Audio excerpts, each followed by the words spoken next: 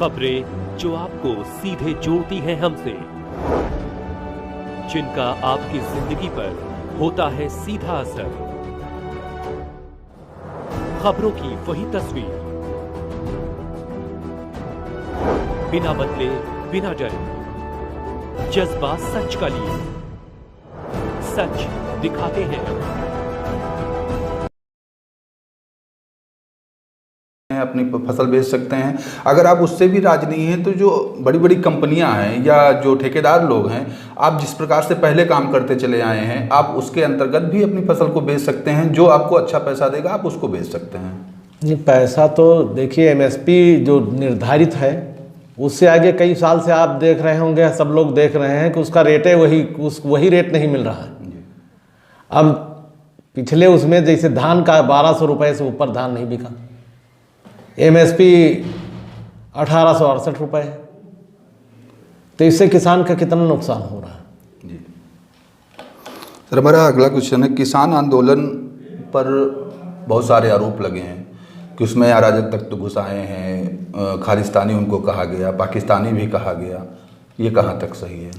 सरकार तो किसी कीमत पे किसान आंदोलन को बदनाम करना चाहती है तो वो तो कहेगी, क्योंकि सरकार ने जैसे जो मन बना लिया है। अब ये कहा जाए कि आपने कानून क्यों पास कर दिया इस स्थिति में, जब देश कोरोना काल में चल रहा था, इतनी बड़ी आपदा थी देश में, तो इस कानून की क्या आवश्यकता थी? कौन सी ज़रूरत थी कि इसी वक्त में कानून पास कर दिया जाए? लेकिन प्रताप बहादुर जी, जो सरकार है वो ये भी तो कह रही है कि जो अराजक तो घुसे, आंदोलन में घुसे, उनका बराबर पोस्टर लगाया गया, उनको अपने मंच के ऊपर लाया गया, मंच से उन्होंने संबोधन भी किया। तो इसी वजह से उसका आरोप है कि किसान आंदोलन के बीच में जो अराजक तत्व घुस आए हैं, जो खालिस्तानी वगैरह जो कहा गया उनको, इसी बेस पे उन्होंने कहा। नहीं तो अराजक तत्व जैसे घुस आए हैं तो उसके बाद वार्ता नहीं सरकार को करनी चाहिए थी। सरकार जब जान रही थी कि अराजक तत्व हैं इसमें, तो उनसे वार्ता नहीं करनी चाहिए। ये 11 दौर की बात होने के बाद अराजक तत्व क्या आ गए? एक बात। दूसरी बात यह है कि अराजक तत्व तो किसान के बीच में आए और जो लोग उनको अराजक तत्व बताया गया, जिन लोगों को जेल भेजा गया, उनका हमारे माननीय प्रधानमंत्री जी और अमित शाह जी के साथ फोटो भी है। एक आरोप ये भी लगा कि किसान संगठन के द्वारा लाल किले के ऊपर कुछ गलत तत्वों के माध्यम से उस पर एक धार्मिक झंडा फहराया गया। नहीं, किसान लोग तो धार्मिक झंडा फहराए नहीं। किसान लोग तो अगर धर्म फहराए तो अपना झंडा भले ले गए हों, आम तौर पे कोई ले नहीं गया। और ये मान सकते हैं कि कुछ लोग वहाँ गए तो उन्होंने झंडा लगा दिया अपना। लेकिन एक जवाबदेही किसान जो संगठन है उनकी भी एक जवाबदेही थी। जब दिल्ली पुलिस ने उन लोगों से वार्ता की थी, 4 दौर की वार्ता, 5 दौर की वार्ता हुई थी उनकी, उस बीच में उन्होंने कहा था कि ऐसी कुछ समस्याएं हो सकती हैं, आप ये जो ट्रैक्टर मार्च है ये आप ना निकालें, इसको निकालने के लिए आप कोई अगला दिन चुन लें। तो वहाँ पर किसान संगठन के जो नेता थे उन्होंने ये कहा था कि मैं पूरी जिम्मेदारी लेता हूँ। और दूसरी बात ये भी कहा था कि 11 बजे के पहले मैं मार्च अपना नहीं निकालूंगा, लेकिन वहाँ से मार्च 8:30 बजे निकाल दिया गया। तो कहीं ना कहीं तो दोष है ना किसान? नहीं, 8:30 बजे तो नहीं निकाला गया जी, निकाला तो लेट गया है। लेकिन ये है कि 10 साढ़े 10 पे हम खुद मौजूद थे वहाँ जी, जहाँ पे धरना स्थल है जी। लेकिन उसमें कोई दिक्कत नहीं थी। भीड़ जब ज़्यादा हो जाती है तो अपने आप जो व्यवस्था कोई चाहता है उससे अलग हो जाता है। व्यवस्था तो कोई अनुमान भी नहीं था कि इतने वाहन और इतने लोग यहाँ इकट्ठा हो जाएंगे। जब अत्यधिक संख्या में लोग इकट्ठा हो जाते हैं, चाहे जहाँ कोई धर्मस्थल पर अगर इकट्ठा हो जाते हैं तो वहाँ भी जरा सी बात में हादसे हो जाते हैं। तो ये कहना कि जानबूझ के ऐसा किया गया, वो जब वहाँ पहुँच जाता है तो वो उत्साह में लोग बुद्धि विवेक फेल कर लेते हैं। लेकिन सर एक बात और मैं आपसे जानना चाहता हूँ कि 26 जनवरी की जो ट्रैक्टर मार्च निकाली गई उसके पहले कुछ संगठन के नेताओं के ऊपर RNI लगाया गया। जांच बिठाई गई, उस पे संगठन के लोगों के द्वारा ये भी कहा गया कि इंग्लिश बोलने वाले जो किसान हैं क्या वो किसान नहीं हो सकते हैं। और उसमें दीप सिद्धू भी था उस समय वो किसानों का हितैषी था, लेकिन जब बाद में उसके ऊपर कार्रवाई की गई तो सारे किसान संगठन निकल गए कि ये तो बीजेपी का आदमी है, तो मेरा आदमी है ही नहीं। तो वो तो था, पहले से भी था, उसका फोटो भी दिखाया गया है, उसके सारे प्रूफ दिए गए हैं कि लेकिन सर पहले तो उससे ये भी कहा गया था ना कि ये तो किसान है। नहीं, किसान तो जो किसान मीटिंग में चला गया तो सारे लोग तो जितने जो अधिकारी हैं, जो नेता हैं, ये भी जनता के बीच में जाते हैं तो यही कहते हैं कि हम किसान हैं। तो इसकी कैसे पहचान की जाए? किसान तो जो IAS हैं वो भी जब हमारा धरना प्रदर्शन होता है तो कहते हैं हम भी किसान के बेटे हैं जी, लेकिन वो काम किसान के हित में नहीं करते जी। तो जहाँ सैकड़ों लाखों लोग इकट्ठा होंगे वहाँ ये पहचान कर पाना कि कौन किसान है कौन नहीं है, और मंशा क्या है, मंशा तो नहीं परखी जा सकती है। जमीन तो कोई खरीद लिया, प्रधानमंत्री जी के पास अगर जमीन है तो वो भी कह सकते हैं हम भी किसान हैं, लेकिन उनकी मंशा क्या है वो तो भाई प्रधानमंत्री है, तो जो प्रधानमंत्री का दायित्व होगा वो करेंगे। अच्छा सर, कुछ किसान संगठन ऐसे भी हैं जो राकेश टिकैत का साथ भी छोड़ चुके हैं। हम खुद छोड़ दिए, जैसे भानु गुट है, हम भी छोड़ दिए। अच्छा, आप भी छोड़ दिए। इसका प्रमुख कारण क्या हो सकता है? इसका प्रमुख कारण यही है, देखिए हमारे जो राष्ट्रीय अध्यक्ष हों वो हाई कोर्ट सुप्रीम कोर्ट के लायक भी हैं, तो वो हमेशा कानून की लड़ाई लड़ते हैं और कानून के माध्यम से हाई कोर्ट और सुप्रीम कोर्ट से किसानों के लिए धान के कांटे लगवाना और गन्ने का मूल्य निर्धारण कराना, ये मैंने दर्जनों बार ये करा चुके हैं। तो उनका इस बात का वो है कि कानून बड़ा है, अराजकता कुछ नहीं, और जो अगर किसी ने गलती की है तो हम उसके साथ नहीं रह सकते। नहीं, राकेश टिकैत तो आज के दौर में आंदोलन का एक प्रमुख चेहरा बन चुके हैं, वो अलग बात है।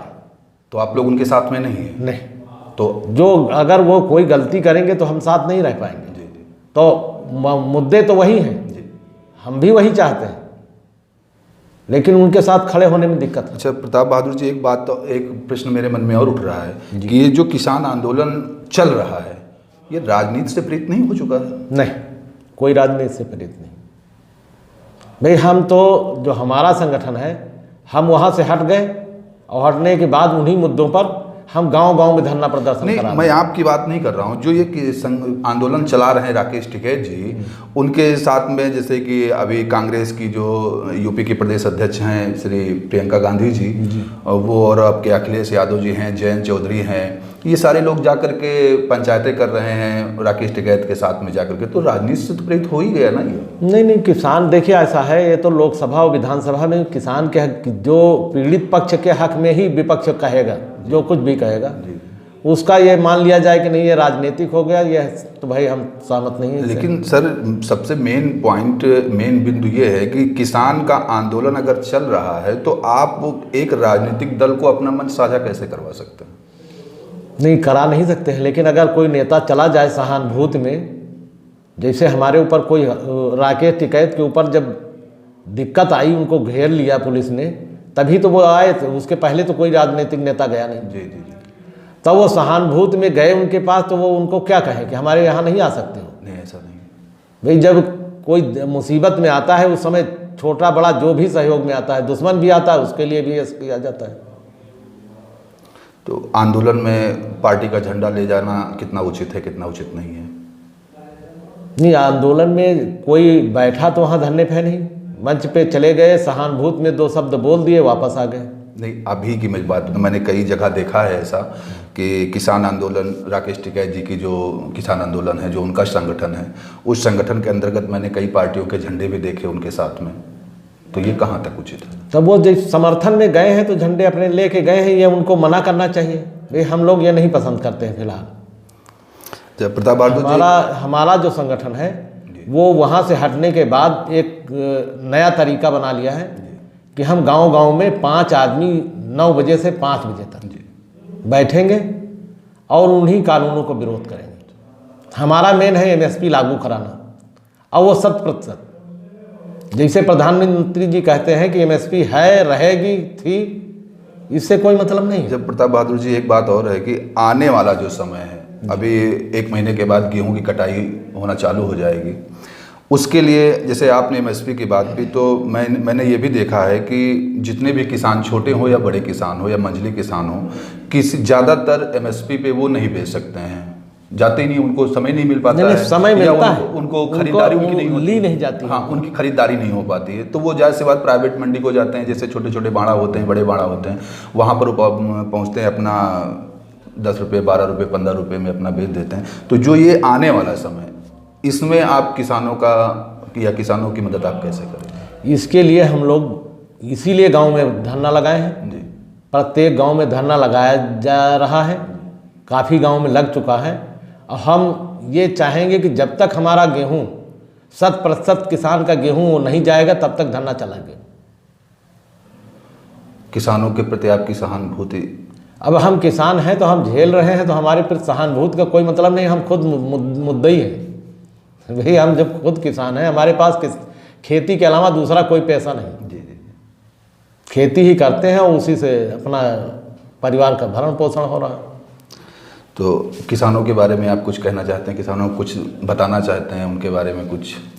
किसानों के बारे में यही कहेंगे कि किसान को एकजुट होना चाहिए 100%, और एकजुट हो करके जिस तरीके से पंजाब और हरियाणा के किसान एकजुट है, उसी तरीके से अगर यूपी का किसान देखे, धान और गेहूं जो मुख्य फसलें हैं, गन्ना है, ये उत्तर प्रदेश में अधिक हो रहा है और पंजाब हरियाणा में कम हो रहा है, लेकिन उत्तर प्रदेश का किसान उतनी भागीदारी नहीं दे रहा है जितना पंजाब हरियाणा वाले दे रहे हैं। अच्छा प्रताप बहादुर जी, एक प्रश्न और मेरे मन में उठ रहा है। बीजेपी जो पार्टी है, जो आज सत्ता में है, वो कहती है कि अगर किसान आंदोलन सब जगह हावी है तो मैं इलेक्शन कैसे जीत रहा हूँ? देखिए, इलेक्शन अलग चीज़ है। इलेक्शन कोई ये भी नहीं है कि 50% वोट से ज़्यादा पा करके भाजपा कहीं सरकार बना पाई, नहीं पा रही। वोट तो 40% 33% पर भी कभी, अभी आसाम वहाँ कश्मीर में चुनाव हुआ तो 8% 7% वोट पड़ा और सांसद उसी में चुन गए। तो क्या बहुमत के वो सांसद हैं या बहुमत की सरकार वहाँ बन रही है? ये जो किसानों का मुद्दा है, ये तो बहुत ज़्यादा हाईलाइट भी है और धीरे धीरे होते करते मार्च से चल करके आज 90 या 100 दिन के लगभग हो 100 दिन हो चुके। हाँ 100 दिन हो चुके हैं आंदोलन को, और अभी गवर्नमेंट तरफ से कोई निराधार या कोई सांत्वना नहीं मिली है इस आंदोलन को कि हम आगे इस एमएसपी के ऊपर या ये जो कानून आया इसके ऊपर कोई संशोधन करेंगे या नहीं करेंगे, एमएसपी के ऊपर कानूनी गारंटी देंगे या नहीं देंगे। तो कब तक ये आंदोलन ऐसे चलता रहेगा? अब ये जब तक किसानों की मांग नहीं पूरी होगी तब तक चलता रहेगा। वो शिफ्ट वाइज किसान आते जाते रहेंगे। अब देखिए, पिछले साल प्याज और आलू 700-800 रुपये क्विंटल किसान का बिका था और उसके बाद वो हो गया 60 रुपये किलो जी। 8 रुपये खरीद के 60 रुपये किलो बेचा गया आलू और प्याज। तो इसमें ये कानून पर भी ये शंका है कि जब भंडारण करने की छूट हो गई कि आप चाहे जितना भंडारण कर लो, तो जब भंडारण 1-2 व्यक्ति 4 व्यक्ति कर लेंगे तो उसके बाद उनका जो मर्जी होगी रेट निकालेंगे। इसको कहाँ से रोका जाएगा? महंगाई इस समय बहुत चरम पे है और आने वाला समय किसानों के लिए गेहूं की मड़ाई कटाई ये होने वाली है, और डीजल पेट्रोल गैस इत्यादि चीज़ों में इतनी ज़्यादा महंगाई होती चली जा रही है, उसके बारे में आप क्या कहेंगे, आपके विचार क्या हैं? नहीं, यही तो मेन चीज़ है। यही किसान की मांग यही है कि जिस प्रकार से कर्मचारियों का एक सूचकांक बना हुआ है, इसी प्रकार से रेट का सूचकांक है। जैसे 1975 रुपये क्विंटल गेहूं का रेट है, सरकार ने निर्धारित किया है। तो किसान की मांग है कि ये जो रेट आपने निर्धारित किया है, निर्धारित करने का कारण क्या है? यही सब खाद बीज पानी उसमें सब डीजल सब कुछ आपने जोड़ करके ही तो उसकी कीमत लगाई है। जब सब कुछ जोड़ करके कीमत लगाई है तो जिस चीज़ में अगर किसी चीज़ में 10 नए पैसे बढ़ाए जाते हैं तो वो सब पर लागू होना चाहिए।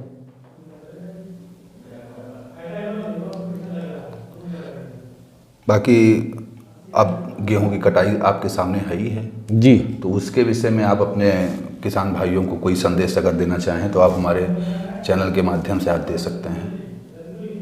अब ये किसान गेहूं पकने के कगार पे है, ये हम किसानों को संदेश यही देना चाहेंगे कि जैसे गेहूं पकने की स्थिति में है ही है। शीघ्र किसान गेहूं काट करके अपने घरों के अंदर रख लें, किसी भी प्रकार का प्राकृतिक प्रकोप हो सकता है। तो ये थे हमारे साथ प्रताप बहादुर जी, राष्ट्रीय किसान मजदूर संगठन के पूर्वी प्रदेश अध्यक्ष। नमस्कार सर।